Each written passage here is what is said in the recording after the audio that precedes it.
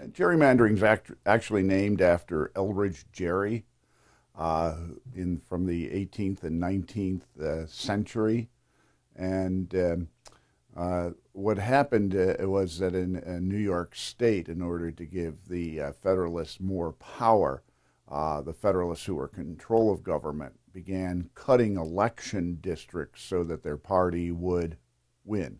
And then the original district that was cut so a political party could win actually looked like a salamander on the map. And that's why they called it mandering. So gerrymandering, that's the actual derivation of the term.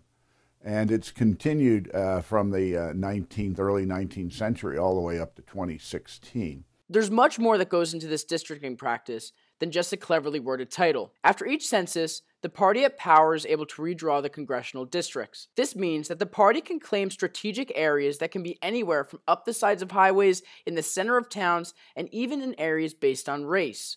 Gerrymandering is basically rigging the districts so that your party wins. Now, the Supreme Court has basically said gerrymandering up to a point is fine. It's the spoils of war, if you will. It's the, you win the election, you get to do that.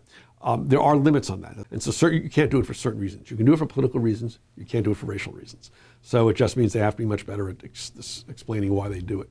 Gerrymandering often limits different races from voting, but not in an intentionally racist way. Rather than laying boundaries based purely on race, the parties in power are merely manipulating the districts based off voting trends. They care about the trends in voting, not the race of people casting the ballots. If you look at African Americans in any election, 90 to 96% of African Americans are going to vote Democratic.